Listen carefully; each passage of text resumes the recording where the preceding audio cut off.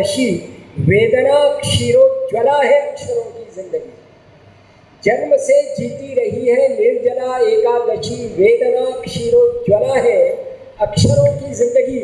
और एक जलते नीड़ में ले पंख जख्मों से भरे गुनगुनाने की कला है अक्षरों की जिंदगी। एक जलते नीड़ में ले पंख जख्मों से भरे गुनगुनाने की कला है अक्षरों की जिंदगी।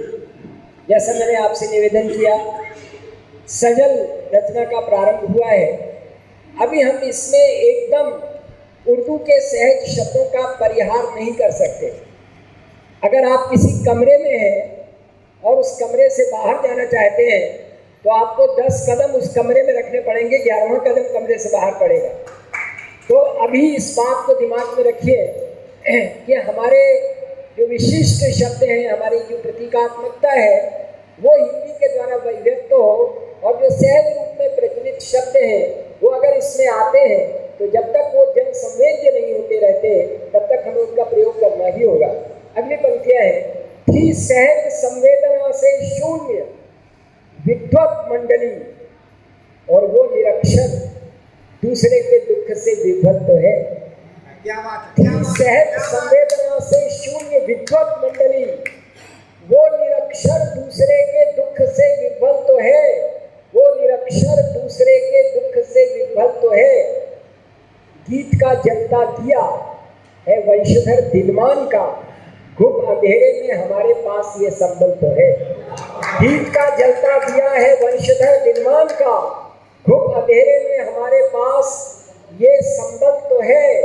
और एक बात में अपने नाम का प्रयोग हो गया है, बात अंबर की चली तो गांव में सबने कहा, बात अंबर की चली तो गांव में सबने कहा, निष्कलुष बेशक न हो वो आदमी निश्चल तो है। बात अंबर की चली तो गांव में सबने कहा, निष्कलुष बेशक न हो वो आदमी निश्चल तो है।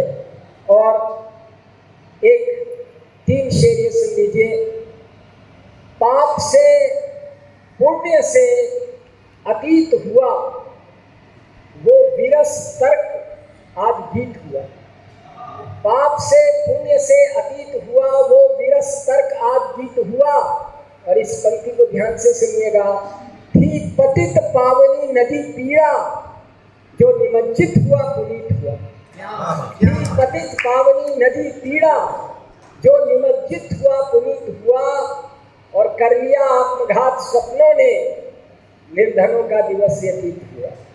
कर लिया आत्मघात स्वप्नों ने निर्धनों का दिवस व्यतीत हुआ। अंतिम टिप्पणी, असफलता को अवसाद नहीं करते, जय को अंधा उन्माद नहीं करते।